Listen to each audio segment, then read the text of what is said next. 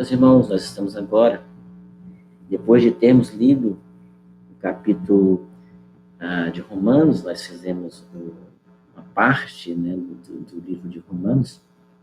Começamos praticamente, nós começamos no capítulo 5, né, e a gente deu uma pulada em alguns capítulos.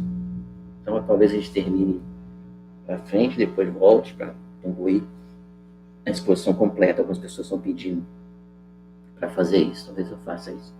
Vamos ver se a gente consegue, né? Mas nós vimos até agora o momento, até esse momento, Romanos capítulo, peço que você abra, capítulo 12. O texto da palavra de Deus diz o seguinte, Romanos capítulo 12. Rogo-vos, pois, irmãos, pela misericórdia de Deus, que apresenteis o vosso corpo por sacrifício vivo, santo e agradável a Deus, que é o vosso culto racional. E não vos conformeis com este século, mas transformai-vos pela renovação da vossa mente, para que experimenteis qual seja a boa, agradável e perfeita vontade de Deus. Até aqui, no versículo 13 diz, porque pela graça que me foi dada, digo a cada um dentre vós, que não pense de si mesmo, além do que convém, antes pense com moderação, segundo a medida da fé que Deus repartiu a cada um. Até aqui. Nós vimos até o momento, meus irmãos, que a carta de Paulo aos Romanos, ele escreve uma tentativa de se apresentar aos romanos, nessa apresentação daquela igreja que estava em Roma, gentios, judeus que estavam ali.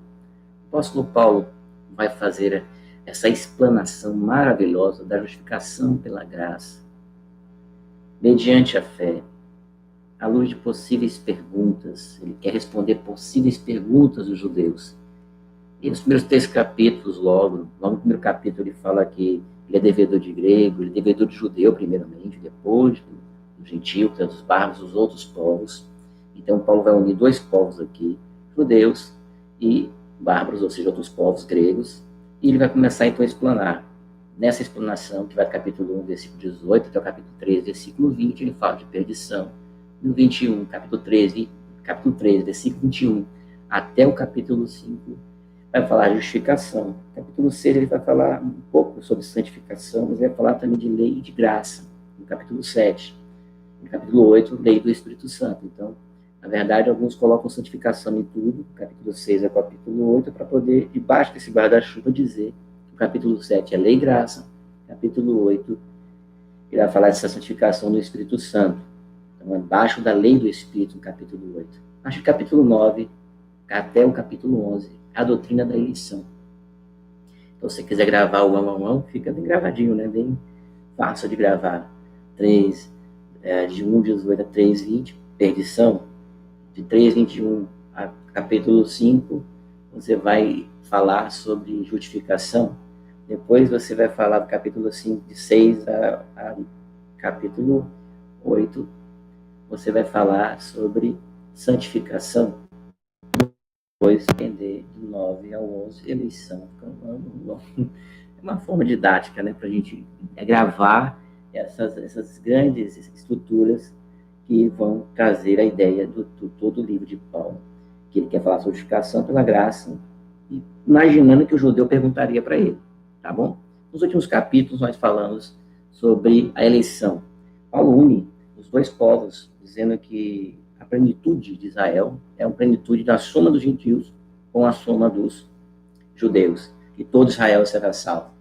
E nós aqui trabalhamos com a ideia paulina desse Israel de Deus, na igreja, que é esse Israel de Deus agora. Paulo parece, então, intercambiar, mudar um pouco, trocar essa palavra, a ideia de, não vai falar de judeu em si, ou só dos gentios, vai falar que todo Israel estará salvo. Ele une, parece muito próprio falar assim, lembrando de Efésios, onde Paulo diz que o muro que nos dividia foi quebrado em Cristo Jesus, o muro que separava os judeus e os gentios foi quebrado.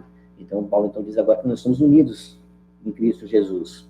Depois que ele acaba de falar sobre isso, Paulo explode em louvor e adoração a Deus. Ele vai em grande júbilo glorificar a Deus por essa grande misericórdia. Então ele diz, olha a profundidade da riqueza, da sabedoria de Deus, tanto da sabedoria como do conhecimento de Deus.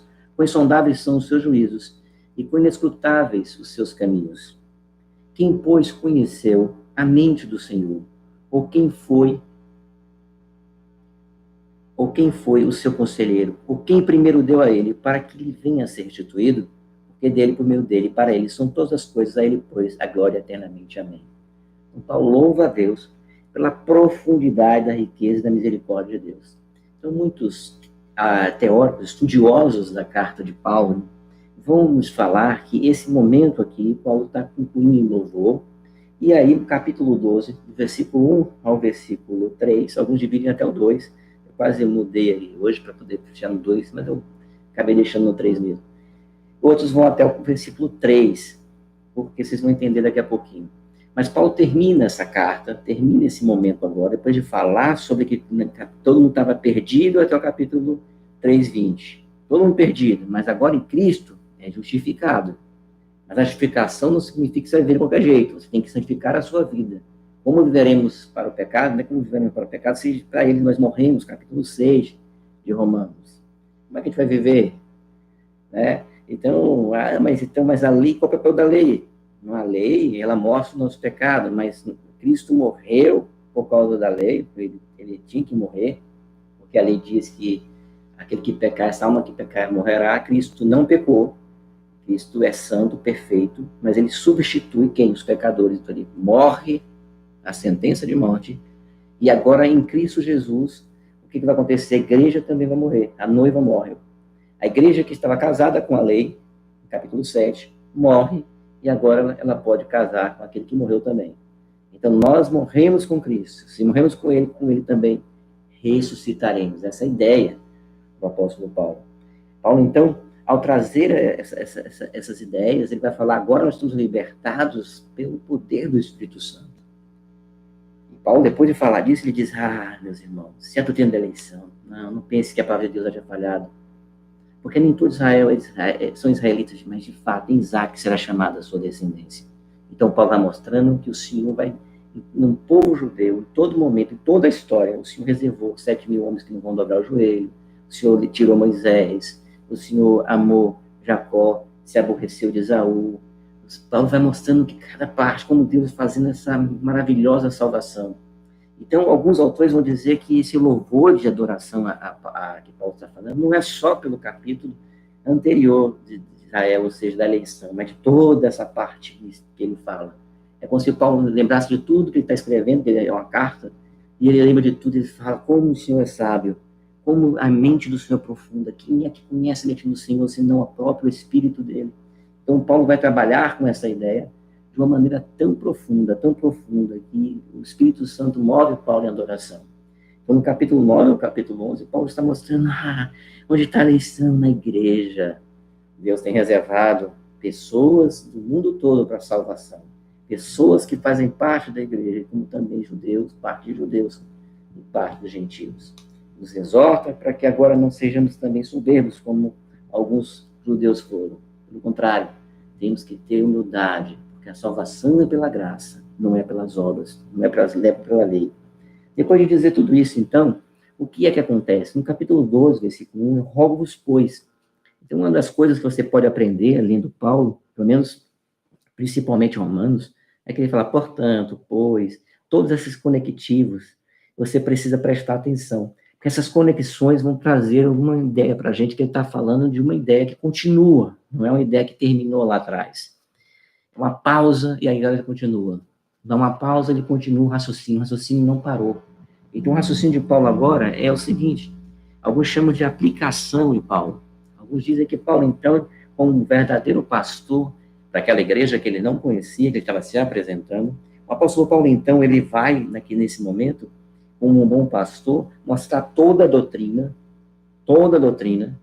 depois ele vai aplicar a doutrina. Mas antes de começar a aplicação, ele diz assim, hoje você pode até entender que já começa a aplicação aqui, já começa aqui.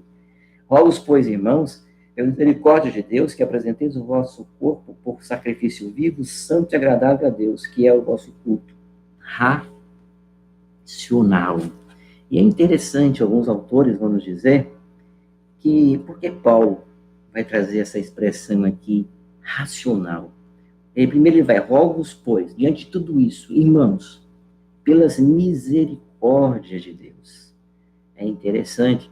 Paulo, agora, ele não traz para nós aqui, antes de falar da razão, ele não traz para nós assim, rogo agora que vocês, pela lei, têm que seguir a Deus. Não é? Ele poderia fazer isso? Não. Ele quer que os seus leitores contemplem as misericórdias de Deus. Quais são essas misericórdias? Você vai pegar a sua palavra amplamente, nós vamos ver que Deus é misericordioso o tempo todo. Pela manhã, nosso irmão, reverendo Bruno, pregou sobre Jonas, e nós vimos a misericórdia de Deus em Jonas, misericórdia de Deus, tanto na vida de Jonas, mas na vida dos marinheiros, na vida de Nínive, né? Deus é um Deus misericordioso. Vocês viram isso pela manhã. Como Deus é misericordioso. Deus é um Deus de misericórdia, um Deus de graça e de misericórdia. Você poderia, então, pensar amplamente essa misericórdia de Deus que se estende por todo o tempo. E é verdade, você não estaria pensando equivocadamente. Mas pensando numa carta, que misericórdia é essa que Paulo está falando? Misericórdia de Deus no sentido de que Deus não concedeu ao homem aquilo que ele merecia, que é o inferno. Deus não concedeu ao homem aquilo que ele merecia, que era a perdição. Mas Deus, então, concedeu misericórdia. Ele não deu ao homem aquilo que ele deveria, a paga necessária para o pecado que o homem cometeu. O que Deus fez foi salvar o homem. Mas como ele mostra isso? No próprio livro de Romanos. No próprio livro de Romanos, ele vai mostrar que o que Deus fez, todo mundo perdido, ele manda o evangelho que é Cristo. Ele envia Cristo. Ele envia Jesus Cristo. Chegado, pois, mediante a fé, temos paz com Deus em Cristo Jesus, capítulo 5, né? Sempre volto para isso para lembrá-los. Aqueles que andam agora nas mesmas pisaduras da fé de Abraão, ou seja, ele mostra todos esses pais, mostra Davi, mostra Moisés, mostra Isaías, mostra todos esses pais e profetas, mostra o rei Davi, mostra todo mundo ali, Moisés, e mostra como Deus teve misericórdia, como Deus agiu no povo dele. E na consumação do tempo, ou seja, na plenitude dos tempos, enviou Jesus Cristo para nos salvar. Então, os capítulos anteriores está na mente de Paulo, com certeza. Paulo, então, vai nos falar que ele roga para essas misericórdias, toda essa doutrina. Alguns, então, dizem, será que é só a doutrina da eleição? Só essa doutrina que ele está falando aqui? Bom, não podemos crer que é só essa, mas essa também está logo próximo daquilo que Paulo acabou de falar. Paulo acaba de dizer sobre essa doutrina. E nessa doutrina da misericórdia, a doutrina da eleição, é a doutrina da misericórdia. Terei misericórdia de quem me aprover ter misericórdia, né? E compadecer-me de quem me aprover ter compaixão. Não depende de quem quer nem de quem corre, mas de usar Deus de sua misericórdia. É evidente que está na mente de Paulo essa doutrina maravilhosa de que a salvação não é um ato do homem, não é uma obra do homem. Não existe aquilo que é chamado na teologia ou na filosofia também, mas de sinergismo. O que é sinergismo? São duas energias que uma ajuda a outra. Sinergismo, né? A ideia de que um vai ajudar a outra. Então, veja, Deus faz, ajuda o homem consegue. Então, são duas forças que se unem ali agora. As duas sinérgicas, né? Duas forças. Não.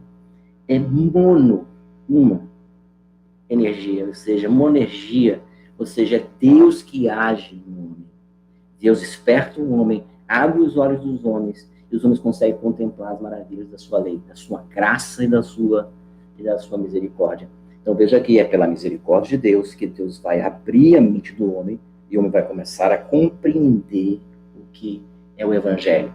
Então Deus ressuscita esse homem, regenera esse homem. E nós vimos isso em Romanos 8, quando ele fala daqueles que ele de antemão ele escolheu, ou quando ele fala que ele chamou, escolheu, não foi, chamou. E ele vai, então, mostrar como antecipadamente Deus fez isso. Nós falamos também disso, de conversão, uma mudança de mente tão maravilhosa, uma obra tão milagrosa, que nós percebemos que nós aqui nos convertemos, mas é Deus que faz a obra da conversão, que Ele regenera o coração para que você mude de ideia. Para você mudar da metanoia, ou seja, mudança de mente, metanoia significa conversão, né? A palavra metanoia significa conversão, né? A tradução para o português, mas é mudança de caminho. A ideia de mudar de caminho, você estava andando num caminho, numa rota, você vira a rota, mudou a direção, né? Como é que você vai mudar essa direção? Se você estava cego, Como é que você vai fazer isso? Deus, então, abre os olhos, trabalhe em nossas mentes e abre nossos olhos para que entendamos as maravilhas da sua lei. Então, Paulo, então, quando ele está falando de misericórdia, é claro que está na mente dele toda a carta dele, mas principalmente os capítulos anteriores. Capítulo 9 da eleição, capítulo 10, Israel, onde está Israel diante de tudo isso. Capítulo 11, Israel e gentios reunidos num só povo, a igreja de Deus, é o Israel de Deus, segundo o apóstolo Paulo. Então ele diz, ele louva a Deus com toda a sua alma, e ele então agora diz, pelas misericórdias de Deus, ou seja, é por causa das misericórdias de Deus é que você tem que agir como? Da maneira que ele vai falar agora. Ele não fala assim, ó, é por causa da lei, porque Deus é um Deus severo, porque Deus é um Deus que vai julgar, e Deus, olha, cuidado, Deus vai mandar você para o inferno, né? Veja, não é essa forma aqui, nessa carta a ideia não é essa. Paulo não está aqui trazendo essa tônica, você tem tônicas muito próximas disso, mas sempre com misericórdia de Deus. É curioso que você olha no Antigo Testamento, o Dr. Gerhard Groningen vai falar nos livros dele de exposição do Antigo Testamento, ele diz assim, que Deus sempre acaba os livros de profecia, geralmente, eu falo geralmente, acaba com o quê? Ele fala maldição, ele acaba com bênção. Veja Malaquias acaba com promessa, acaba com bênção. Então você vai ter sempre nos livros, olha, vou mandar uma maldição, mas se quiser me ouvir, comereis o melhor da terra. Não é assim? Então veja como é que é o equilíbrio. Uma mensagem cristã, uma mensagem bíblica, ela tem que ter aquilo que abala a gente, como o Paulo mostrou. Porque Paulo falou, vocês são todos perdidos, não há o justo, não se quer, não há quem entenda, não há quem busque a Deus. Você se sente o quê? Perdido? Mas depois ele conforma, justificado, pois, mediante a fé, temos paz com Deus. Em Cristo, nós temos essa paz. Então veja como é que é o equilíbrio da mensagem. A mensagem do apóstolo Paulo é altamente equilibrada aqui. Mas a convocação dele para o que vai acontecer agora é por causa dessa misericórdia. Então veja, ela é equilibrada, bem equilibrada, mas o chamado que ele vai ter agora ao sacrifício, veja o que ele vai fazer aqui, que é apresenteis. Ele roga que faça o quê? Primeiro, você se apresenteis o vosso corpo como um sacrifício vivo. Que coisa maravilhosa. O apóstolo Paulo, então, diz que a apresentação, sacrifício vivo. Já pensou nisso? Qual era o sacrifício que tinha no Antigo Testamento? Sacrifício morto. Você pegava o cordeiro, que ele tinha que morrer, ele imolava o cordeiro. Mas o cordeiro já foi imolado. Cristo já morreu por nós. Jesus já morreu pelo seu povo. Então, agora que Jesus então já morreu pelo seu povo, o sacrifício já foi feito. O sangue já foi derramado.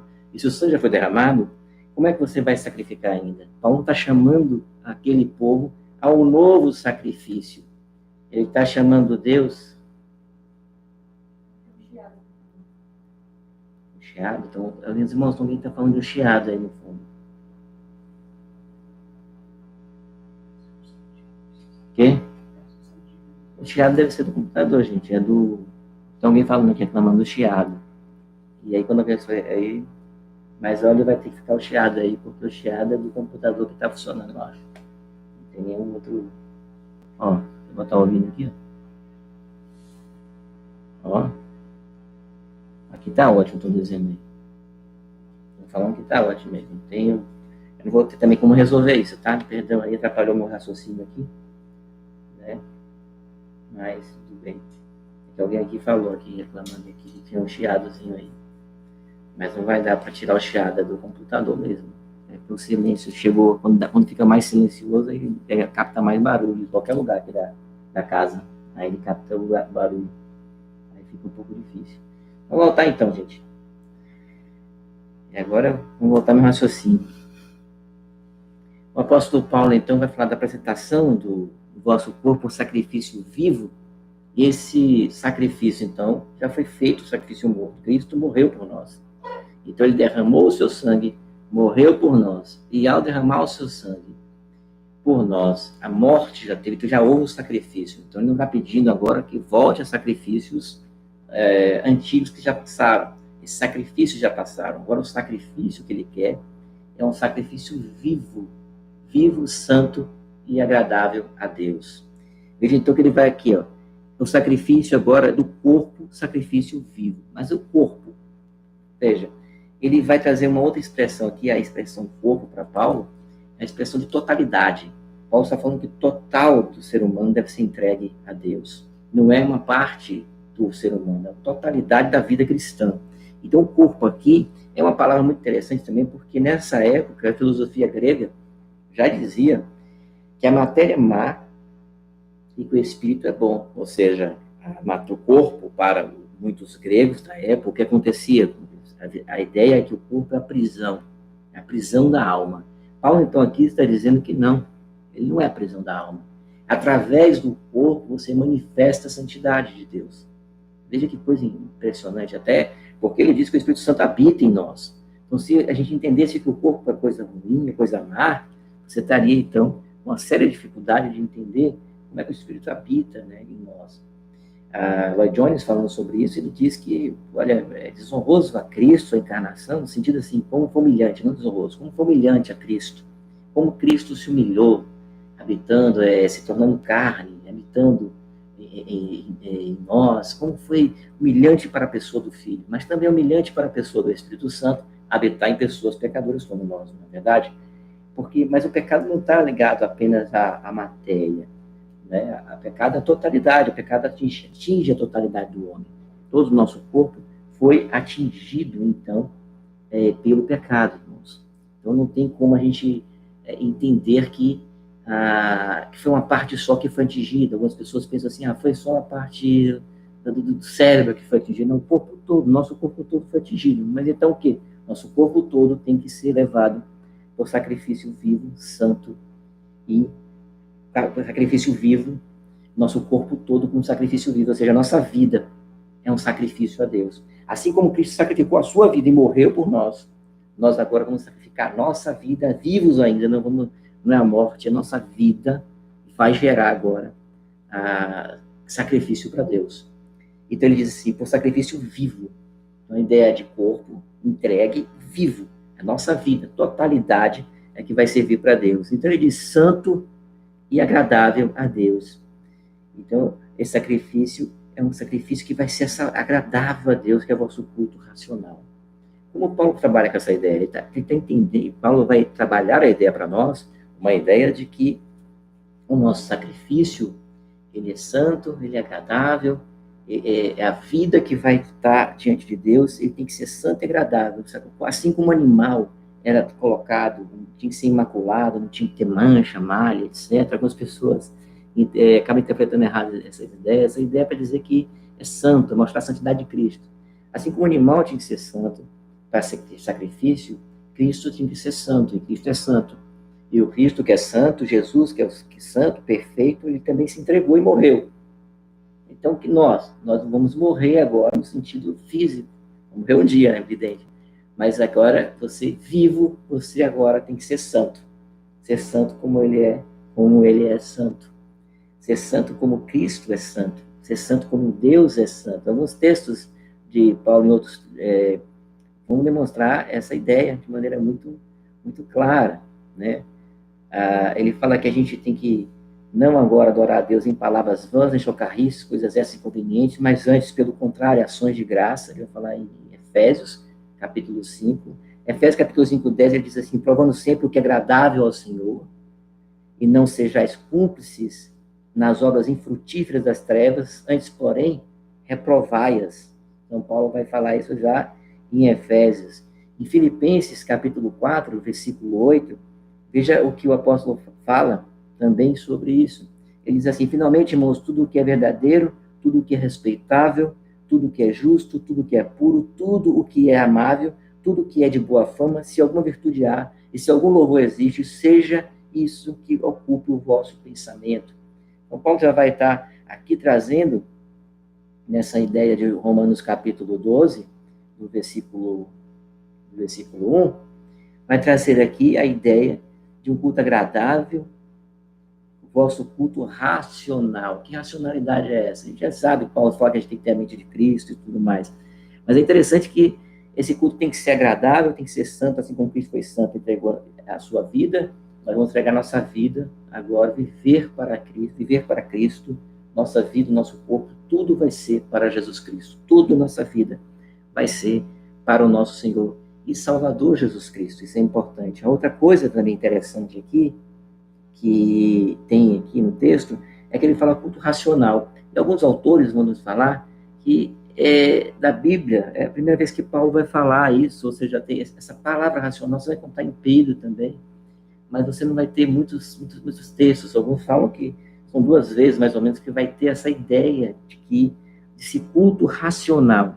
Eu costumo dizer na igreja, brincando com as pessoas, não sei se você já me ouviu brincar, eu sei que você que já frequentou nossa igreja ou frequenta, mas eu costumo dizer assim, olha, quando você for para o culto, leve a sua cabeça que você vai precisar, leve o cérebro. Você já viu essa? Se não ouviu, está ouvindo a primeira vez, né? Você fala, leve o cérebro que você vai precisar. Veja uma coisa interessante, né? Nas institutas, em outros textos de Calvino, também fala um pouquinho essa ideia dos animais, né? Que até os animais que são irracionais louvam a Deus, adoram a Deus na sua vida. Então você pega, como é que um pássaro louva a Deus? Ah, ele canta, tá? Assim, mas ele tem uma consciência, como é isso?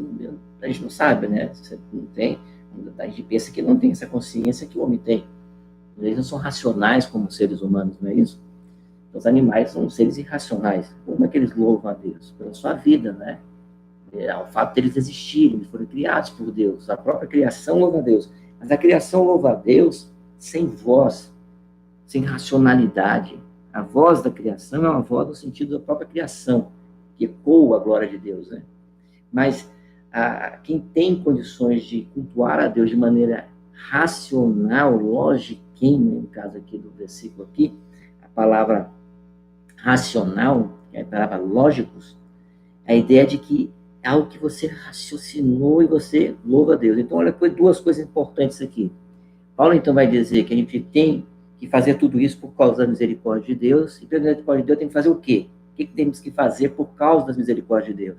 Temos que fazer o quê? Um sacrifício santo, agradável a Deus, que é o nosso culto racional, ou seja, diante de tudo isso, meditando em tudo isso, nós vamos adorar a Deus. O culto não é apenas uma coisa emocional. E Paulo está falando aqui, irmãos, de culto público, ou seja, a solenidade pública, ou seja, um ajuntamento na igreja com liturgia. Paulo não está falando aqui o que é que você vai usar dentro do culto. Algumas pessoas pegam esse texto para falar isso. O princípio da lógica está aqui, a racionalidade, tem que ser coisas racionais. Mas aqui não é a ideia de Paulo, em nenhum momento Paulo está trabalhando uma ideia de o que você vai fazer dentro das 4 paredes do templo. Não é essa a ideia. Ele vai falar de maneira mais clara depois. Então, o culto é racional. Ou seja, diante de tudo que vocês viram, tudo que vocês ouviram aqui, ou seja, o que vocês leram, Paulo está dizendo, apresente o seu corpo, o corpo e a alma, né? Ou seja, a sua totalidade. A razão e a ideia aqui nos gregos, onde é que fica a mente, a noia? Então, talvez Paulo aqui, nesse momento, ele fala corpo e alma. Totalidade a Deus. Então, ele não separa, ele não tem dicotomia, ele junta as 2 coisas. Então, a psique tem que estar aqui. Ele fala lógico, um culto racional, um culto lógico, ele está trazendo uma ideia de que a razão faz parte do culto. Então, toda a nossa totalidade deve louvar a Deus. E aí, como que nós vamos fazer? Ele diz o que a gente tem que fazer e aquilo que a gente não deve fazer. A partir do versículo 2, o que é que você não deve fazer, Paulo vai dizer? E não vos conformeis. Essa palavra conformar é uma palavra que ela diz para você não tornar a forma, não pegar o sistema do mundo. A ideia de você se transformar e ter o sistema do mundo. Você não pode se conformar com esse século. Então, aqueles leitores de Paulo tinham que ser inconformados. Eles não são revolucionários, tá? Os revolucionários, no sentido histórico da palavra, se você pegar as revoluções, a Revolução Francesa, por exemplo, eles querem, inclusive na ideia da Revolução Francesa, a construção de um novo homem, a construção de um novo homem, né? Que mesmo que seja através da guilhotina e do sangue, mas que fosse construído um novo homem, ou seja, destruir o que tem tudo e vamos fazer tudo novo. Vamos fazer tudo novo. Não é essa a ideia, não. A inconformar é justamente com essas visões que podem ser deturpadas diante de Deus, ou seja, tudo aquilo que não for de conforme com a Bíblia, esse sistema, qualquer um deles, tá? Os sistemas humanos são humanos. Então, qualquer sistema. os ismos são humanos, capitalismo, comunismo, socialismo, são humanos, são sistemas humanos. Mas o que eu tenho que ver nesses sistemas? Cada sistema desse, ele não pode ser contrário à palavra de Deus. Se ele for contrário à palavra de Deus, eu não vou me conformar com isso. Então, ele diz, então, não vos conformeis. Então, no português tem a ideia de conforma, né? Você não tomar a forma do mundo, seja qualquer pensamento de cultural, eu falei de sistemas políticos, mas sistema de costumes de vida, tudo aquilo que é contra a moralidade cristã, não é moralismo não, a moral cristã, os princípios e valores cristãos devem ser rejeitados. Mas veja que no português, conforme é tomar a forma do mundo. Tomar a forma do mundo, você tomar o jeito do mundo, né? Conforme. Mas aqui no grego, a ideia é, a palavra é sistemática, ou seja, você não tomar o sistema, ou seja, o padrão do outro, o esquema mental, né? Eu vou falar de esquema mental para ficar mais fácil. A estrutura de pensamento do mundo. Isso é muito difícil, irmãos. Sabia que a gente está no mundo. E aí a gente às vezes não sabe que o sistema já entrou em nós. Quando os costumes começam a passar de uma maneira que a gente começa a achar que tudo é comum. Por exemplo, ele fala o sistema deste século. Então você não tornar esse século dele qualquer século agora para nós. Então a gente não pode tomar essa forma, o sistema deste mundo deve ser evitado por nós. Veja que coisa muito séria que Paulo está dizendo. Então, como é que eu adoro a Deus? Como é que eu me sacrificar? Qual é o meu sacrifício vivo? A totalidade do homem, corpo e razão, no culto irracional. Eu tenho que fazer isso por quê? Em resposta à misericórdia de Deus. Não é porque ele é um ditador, ou porque ele vai me mandar para o inferno. Eu faço, porque temor ao Senhor é o princípio da sabedoria, é verdade? Mas não é essa a ideia aqui. A ideia é de que porque ele fez tanto com essas maravilhas, como Deus nos salvou, como é que você mostra que você foi uma pessoa salva? Você mostra com tudo isso aqui, com o seu sacrifício vivo, a sua vida, totalidade. E não só fazendo esse culto nacional, mas também não aderindo ao sistema do mundo, ao sistema do século. Ele usa a expressão aqui, século, para a ideia de tomar a forma dos nossos tempos. Aqui era o tempo da época, e veja que nesse período aqui, que Paulo está falando, é um período bem conturbado da Grécia, dos cultos pagãos, existia muita luxúria, muita coisa errada. A gente reclama muito do nosso tempo realmente as coisas estão muito evoluídas. Eu acho que o pecado se sofisticou, ou seja, você tem muito mais abertura, mais possibilidades ainda de pecado. Mas se você pensar nos pecados da época, você vai ter os mesmos pecados agora. O homem se sofisticou apenas. A sofisticação do pecado.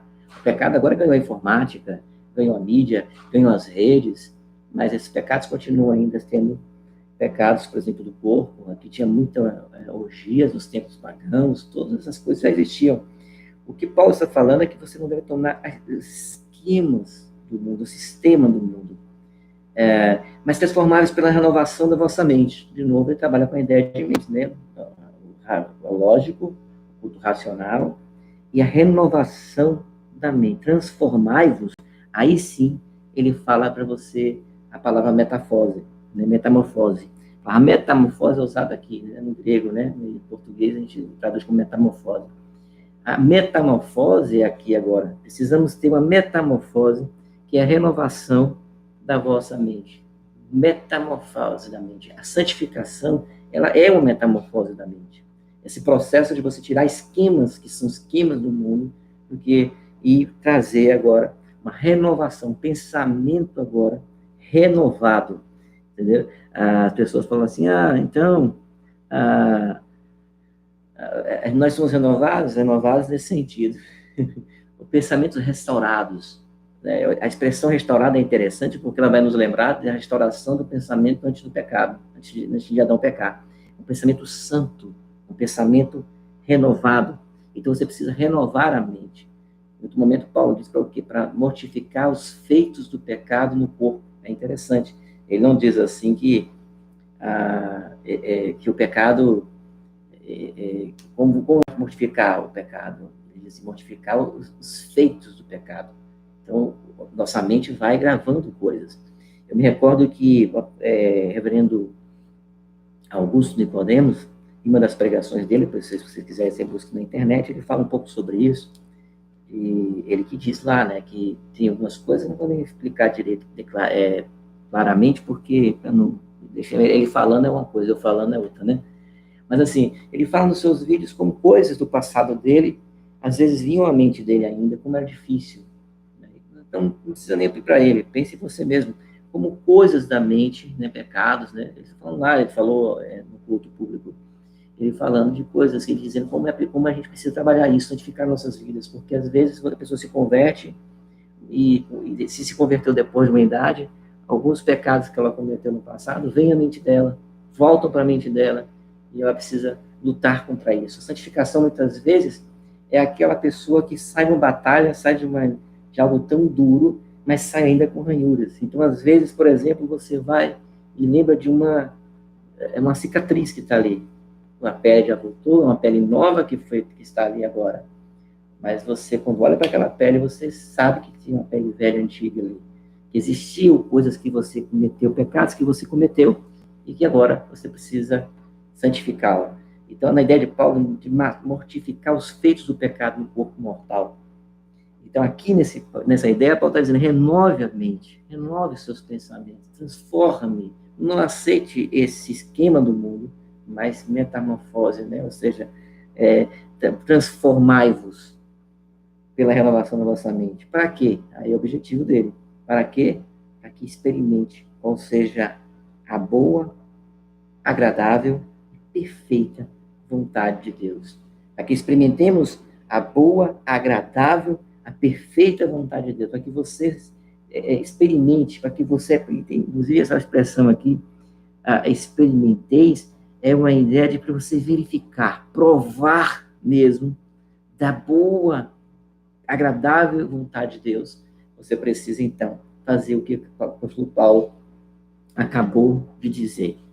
E aí, no versículo 3, porque eu fiquei na dúvida se eu voltar para depois, porque alguns juntam, outros separam. E aí você podia escolher aqui. Eu vou juntar hoje, para vocês entenderem um pouquinho, mas a gente vai continuar depois. Veja o versículo 3 que ele diz. Porque pela graça que me foi dada, digo a cada um dentre vós, que não pense de si mesmo além do que convém. Então, agora é a aplicação prática do dia a dia.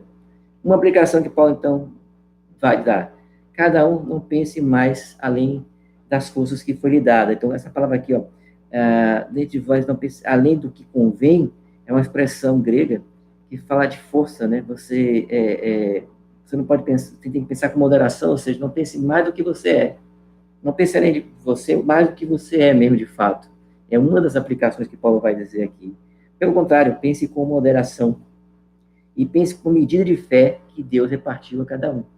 Então ele vai dizer que nem aquilo que a gente faz, nem os dons da gente, nem tudo que a gente faz, a gente faz porque nós temos poderes em nós mesmos, nós temos capacitação em nós mesmos. Deus é que nos capacita. E cada um deveria pensar pelo nível de fé que ele nos deu.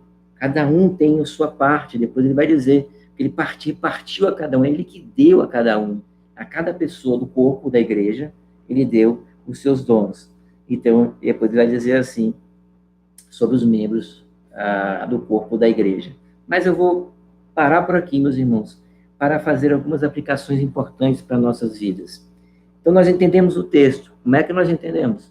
Diante de tudo que Deus fez, as misericórdias que Paulo bota no plural, as misericórdias de Deus, todo o plano salvador, plano redentivo de Deus, em Cristo Jesus. Após todo esse plano redentivo em Cristo Jesus, o que o apóstolo Paulo faz, então? O Paulo diz, diante de tudo isso, vocês devem, então, se sacrificar, já que Cristo sacrificou a vida dele, ressuscitou no terceiro dia, mas morreu, deu a sua vida santa para salvar. O que você vai precisar fazer? Você vai precisar entregar o seu corpo vivo a Deus, viver para Deus no dia a dia, glorificar a Deus no dia a dia. O que você vai ter que fazer também? Você vai dar o seu corpo e mente, o culto racional. Diante de tudo isso, você tem que ter uma resposta, por causa da misericórdia de Deus. Qual é a resposta que você vai dar? Você vai, então, santificar a sua vida. executando o seu culto racional a Deus. O crente é aquele que tem culto racional. Você sabe por quê? Aquele hino que a gente canta, eu sei quem tenho crido, e é poderoso para nos salvar e nos guardar. Ou seja, eu sei quem tenho crido, e estou bem certo que é poderoso. Você sabe quem você tem crido? Você sabe disso? É a pergunta que eu faço para você hoje. Você sabe em quem você tem crido? Você crê? Você sabe quem você tem exercido essa fé? Quem é Deus? Você precisa conhecer Deus. As pessoas às vezes acham que eu tenho fé. Fé em quê? Em Deus. Que Deus? Deus que você crê, no meu, que eu creio da Bíblia, é o seu. É o da Bíblia também, mas a da Bíblia diz isso, e você está dizendo o contrário do que ele disse. Percebe? Essa não é a adoração e a fé irracional, não é fé bíblica. A fé bíblica é racional. Ela só não consegue entender tudo de Deus porque ela não é Deus. A fé, ela tem um limite. Então, a fé, ela, às vezes, é supra-racional. Por conhecer quem Deus é, um Deus grandioso que escapa à minha mente e minha possibilidade racional, é por eu conhecer quem esse Deus é, poderoso, maravilhoso, onisciente, onipresente, onipotente, esse Deus que é Deus santo, Deus único, Deus amor, Deus de misericórdia. Esse Deus é tão grandioso, que não cabe em minha mente, que eu digo assim, se ele disse, ele pode fazer. Eu não compreendo tudo, porque eu não consigo captar a mente dele. Quem conheceu a mente dele, mas ele me deu o Espírito, para que eu tranquilizasse meu coração e dizia, eu sei em quem tenho crido. A fé bíblica e tem uma fé racional, e o culto a Deus com a vida, com as ações, com as atitudes, é um culto racional. Toda vez que eu prego esse texto, eu falo das criancinhas, aquela musiquinha que a gente fala, né, que a gente tem que ver o olhinho, o que vê, o ouvidinho, o que ouve, e a boquinha, o que fala, a mão, o que faz, e os pés, onde andam. A gente precisa ter essa ideia de uma totalidade, uma unidade. Não existe essa divisão de um culto que é um culto espiritual sem uma vida espiritual. É através da nossa vida que nós mostramos que nós somos salvos. Então, os frutos, pelo fruto que nós conhecemos a árvore. A outra coisa que o apóstolo Paulo, então, fala é para não se conformar com este século. Mas veja só, o argumento de Paulo para a moralidade, João Calvino bem fala de maneira muito adequada, que ele diz que o que é que a gente precisa de um culto racional e por que a gente precisa ser santo. Aí ele diz assim, olha, os filósofos, eles criam uma superestrutura sobre moralidade interessantíssima. Ele fala, às vezes, muito bela. Muitos usaram os filósofos como argumentos morais. Mas ele diz, não tem princípio. Qual é o princípio? Qual é a base? Qual é o fundamento? Qual é o chão que vai sustentar a moralidade? O que é que sustenta a moral? Pense bem. Aqui, Paulo vai dizer que é que sustenta é Deus. É porque Deus é santo, porque Cristo é santo. Porque Deus nos fez para sermos santos. Para sermos a imagem e conformidade da imagem dele. Porque Deus fez o homem para isso. Por isso que a moral existe. E é por isso que muitas vezes, até aquelas pessoas que não são cristãs, elas quando acertam alguma coisa, está lá em Romanos capítulo 2, versículo 14 ao 16, eles acertam porque o coração acusa, ou seja, a mente acusa. Por quê? Porque Deus colocou no coração do homem a sua lei. Então a moralidade dos seres humanos está pautada em quem? Em quem está pautada a sua moralidade? Em convenções sociais, convenções mudam. Em princípios sociais, os princípios mudam. A sociedade muda, o século muda. E o que o Senhor está nos chamando é para transformar o século, mudar o mundo, não entender, não entrar no sistema. E muitas vezes a gente está no sistema sem saber. Né? Aquela ideia, o peixe não sabe o que é estar molhado, porque ele nunca soube o que está seco. O peixe está sempre na água. E como é que você sabe que você está na palavra ou não, que seus princípios e valores são cristãos? Você precisa checar na Bíblia. Não é uma questão de opinião. Eu acho muito interessante esse negócio de opinião, né? Tem coisas que a gente tem opinião, tem coisas que a gente tem aproximações, tem coisas que a gente tem ideias, mas tem coisas que não tem nada a ver com isso. É o que Deus diz, o que a Bíblia fala. Em aconselhamento bíblico, às vezes acontece isso, as pessoas, eu penso assim, eu acho assim, e tudo bem. Quando é algo que não está explicitamente escrito na Bíblia, tudo bem. Mas existem princípios que regem a nós, que nos regem, que regem a todos nós, que são princípios bíblicos. Quando Calvino, então, fala que a moralidade filosófica está sem base, então ela se destrói, porque é apenas um elaborar do raciocínio. A moral, toda moral, que foi elaborada fora da ideia de um Deus que é santo, que é justo, um Deus que fez a moral, que fez a moralidade, ou seja, construiu toda a moral, os princípios, o que é certo, o que é errado, o que é verdade. A ideia de existe verdade absoluta, claro que existe verdade absoluta. Existe realidade, claro que diz que existe realidade, porque Deus disse o que é real. Então não é qualquer coisa, não é relativismo, não é tudo pode, não existe um centro. O apóstolo Paulo então diz aqui de maneira muito importante que a nosso centro, o que nos move a ter uma vida santa é Deus, é as misericórdias de Deus. E aí você é chamado para quê, querido? Você é chamado para transformar o século. Não para se conformar, mas para transformar, mudar o mundo. Para ser sal, né? Para salgar, né, a terra. Né? Sal nós já somos. É salgar a terra. Salgar a terra. Você precisa, então, santificar. Como é que você faz primeiro? Renovação da sua própria mente. Você já parou para olhar o que você tem pensado, se é cristão ou não? Não parou para pensou nisso já? Já pensou se o seu princípio é cristão ou não? É muito interessante. Agora a gente está na efervescência política, né? Não é mais nem sol de pandemia, é tudo junto. Parece que a coisa não é uma coisa só, tem tudo junto, né? Mas você já parou para pensar? Esqueça essa ideia da política no sentido que está acontecendo, né? Que não é nem política, às vezes é politicagem, às vezes é roubo, é erro, é falha. Não, vem para cá, um pouquinho antes. O que é que vai fazer com que você pense naquele determinado assunto? É moralidade cristã? Se for dentro da Bíblia, aí você vai perceber se aquilo que está sendo dito é algo aceitável para você ou não. Percebe a ideia? A ideia é o que é que está por detrás. Todos nós, não é só na política, não. Você é um advogado. Você é um advogado e você está advogando para alguma causa. Você precisa se perguntar, o que você vai defender? A legalidade? O que é? Tem um princípio cristão ali. Será que você defenderia tudo? Toda causa é possível para um advogado? Será? O médico. Você está ali diante de alguma questão ali que você precisa escolher. E sua escolha também não passa pela moral? Você acha que não? Você acha que... Por que os conselhos de ética que existem? Os conselhos de ética são convenções.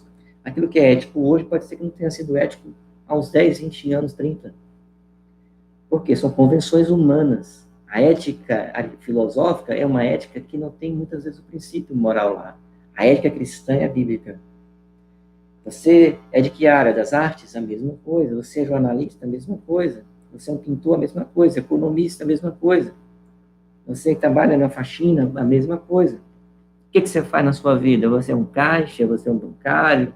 O que você faz na sua vida? Você é músico? A pergunta sempre vai estar em sua mente. Qual é a pergunta? O que eu vou fazer agora? O que eu vou cantar agora? O que eu vou fazer agora? Tem um princípio cristão?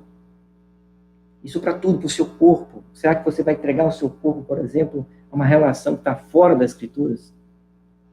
Percebe que isso aqui é muito mais profundo? É claro que Paulo vai aplicar detalhadamente, você vai ver os detalhes de Paulo. São detalhes fantásticos que ele vai dizer. Ele vai ter vários detalhes sobre essa aplicação. Ele diz aqui, ó, a renovação da mente para que você experimente qual seja a boa, agradável e perfeita vontade de Deus. Para que você experimente, você teste a vontade de Deus, você precisa ser santo, como ele é santo. O cristianismo muda a totalidade do nosso ser, não muda uma parte só, não. Eu me lembro que, jogando futebol lá no seminário, e tinha umas pessoas, alguns colegas que eram um pouquinho mais duros, né? E aí, eles tinham uma expressão que eles diziam assim, futebol é para homem, né? Mas, às vezes, era desleal. Porque aquela pancada, aquele jogo, aquela falta, era desleal, podia machucar a pessoa. Então, a pergunta é, até que ponto? É futebol para homem? Sim, pô. Hoje até é machismo, né? Porque tem futebol feminino, viu? Mas, veja, mas como é a ideia? Futebol, jogo duro, então vale deslealdade? Vale tudo para ganhar? Então, até no futebol, a gente tem que ter princípio moral anterior. Veja, as pessoas acham que discussões, por exemplo, a pessoa discute sobre propriedade. Não, discurso de propriedade tem a ver com políticas públicas. Não, não tem não. Discurso de propriedade tem a ver com a lei de Deus. Porque a ideia de que você deve respeitar a propriedade do outro está nos 10 mandamentos. Viu como é que a coisa não é bem assim? Você tem os mandamentos que falam sobre tudo isso. Você tem os mandamentos que vão reger princípios. Aí o princípio da propriedade. Eu não posso pegar e tomar sua propriedade. Isso é política? Não, é princípio de Deus. É princípio de Deus. Por exemplo, é princípio de Deus que eu não lese as pessoas, que eu não me aproveite delas. Eu costumo contar uma história de pessoas que dizem que se deram muito bem nas crises, quando a pessoa vendeu aquilo que custava R$ 100, ela conseguiu comprar por R$ 5, ficou feliz. Comprei por R$ 5, a pessoa passando fome. Aí você comprou por R$ 5, ele falou assim, aí você vai pedir a Deus para orar e agradecer a Deus. Obrigado, Senhor, queria agradecer aqui na igreja, porque aquele fulano estava lá quase morrendo de fome, e aí eu disse assim, peixe enchei, e comprei por R$ 5. A pessoa fica toda feliz, né? Isso não é cristão, isso é coisa do diabo, isso não é coisa de Deus. Aquela troca como você compra, como você vende, é aquilo que Paulo fala em Coríntios, que é comais, que bebais, que façais qualquer outra coisa, fazer para a glória de Deus, isso não é de Deus. Negócios é uma coisa, negociar é uma arte. Agora você lesar o outro, isso não é de Deus. O comércio, então, pertence a Deus. Como você comercializa? Como é que você, não, o lucro tem que ter aqui 100% de lucro. Se não tiver 100% de lucro, como é que será que você tem que ter 100% de lucro? Os princípios que nos norteiam são princípios cristãos. Nós precisamos parar de entrar no esquema do mundo e, pelo contrário, transformar. Por isso que você vai encontrar pensadores, sociólogos escrevendo, por exemplo, A Ética Protestante e o Espírito do Capitalismo. Max Weber escreve um livro sobre isso. Por que ele escreve? Ele se impressionou com a ética protestante, ele viu os países que estavam aderindo à ética que veio do calvinismo, veio de Calvino, mas ele estava estudando calvinismo, como esse povo estava prosperando. Calvino tinha uma ideia muito simples de poupança e frugalidade da alma, você guardar recursos para ajudar quem não tem, que a ideia dele é essa, e você viver de maneira simples e agradável a Deus. Quer dizer, o cristianismo muda tanto, as pessoas, o cristianismo mudou a Europa, mudou o mundo, nada é mais igual, nada é como antes, depois da reforma protestante, principalmente, depois do cristianismo, porque muda tudo, então muda a economia, muda a maneira de viver, muda a maneira de vestir, de se comportar. Então você vai olhar para Genebra, a grande Genebra, e os países que aderiram ao pensamento do cristianismo, principalmente do calvinismo, né, que a gente entende que é apelido, né, a ideia bíblica, né, pensamento bíblico, de que não é meu, então não quero. Então você pode deixar lá um negócio no local, para a pessoa pegar lá, botar o dinheiro, tirar aquele objeto e pronto. Você não vai achar que ele vai pegar aquela coisa e não vai botar o dinheiro e vai embora, vai roubar. Você pode deixar uma catraca livre, sem ninguém ali, sem ninguém pegando nenhum passe, porque eles creem que você vai pagar a passagem. Em alguns países da Europa são assim, porque o princípio que rege esses lugares é uma ética cristã. Então, a ética cristã, bíblica, ela antecede qualquer pensamento sobre qualquer coisa da sua vida, sobre jogos de videogame, sobre filmes que você assiste, desenho animado, do que você lê. Seus óculos têm que ser os óculos do Espírito Santo, porque sua mente agora tem que ser a mente de Cristo. Isso é importantíssimo para você ver. Paulo vai dar alguns exemplos, mas ele não esgota os exemplos aqui, a partir do versículo 3. Mas no versículo 3 ele diz o quê?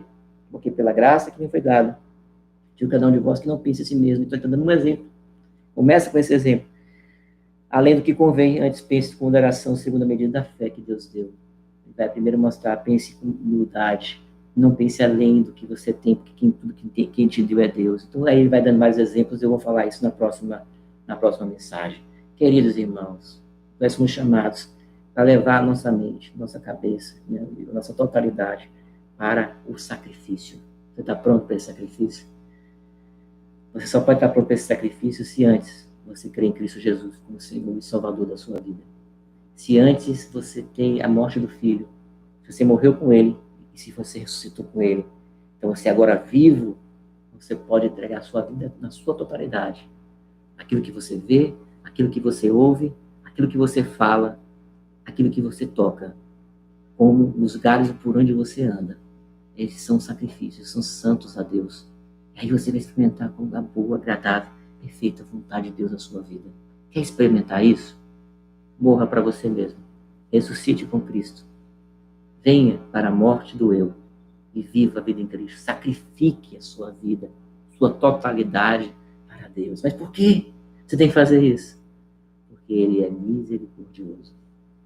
e as suas misericórdias se renovam, manhã em manhã, as suas muitas misericórdias, porque as misericórdias de Deus estão presentes todos os dias. Nós contemplamos a sua misericórdia. Deus é misericordioso e Ele age com misericórdia. E meu desejo, minha oração, que a misericórdia dele esteja sobre a sua vida, agora neste momento que você está assistindo. De tal maneira que você agora, grato a Ele, você se sacrifique, você viva uma vida santa e agradável a Deus. Venha a Jesus Cristo hoje. Sacrifique a sua vida hoje, porque Ele sacrificou a vida dele por nós. E você que já é crente, renove sua visão. Pense sempre qual é o princípio que rege.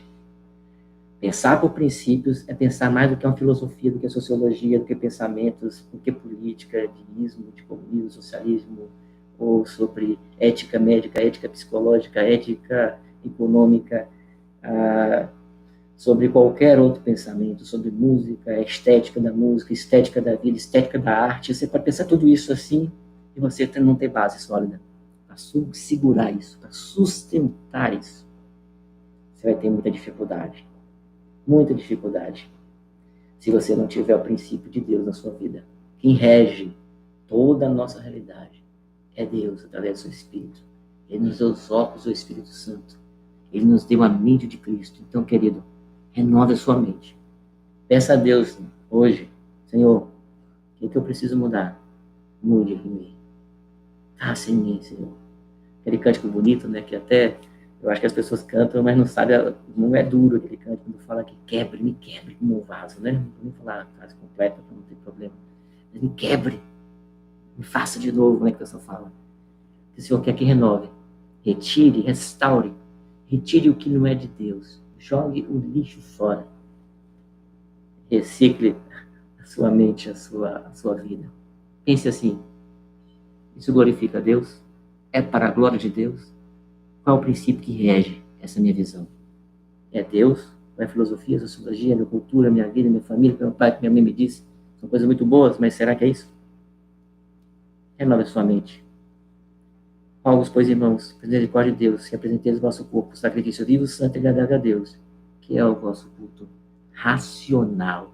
E não vos conformeis com esse século, mas transformados pela renovação da vossa mente, para que experimenteis qual seja a boa, agradável e a perfeita vontade de Deus.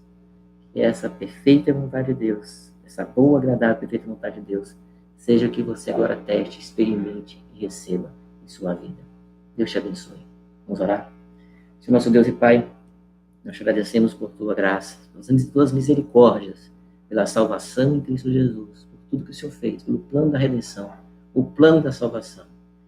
E nós te pedimos, Senhor, que o Senhor nos abençoe, nos dê, ó Deus, cada dia mais santidade. Porque a palavra diz que sem santificação ninguém verá o Senhor. Ajude a santificar nossas vidas, Senhor. Em gratidão, Senhor, que possamos seguir a tua lei. Que possamos santificar. Mude cada um de nós aqui o que precisa ser mudado. Todos nós somos pecadores, Senhor, e tu sabes disso. E sabes também, tu nos conheces, sabe que cada um aqui tem algo para mudar, para melhorar, para renovar, para transformar. Transforme, Senhor, com o teu poder, com o teu Espírito.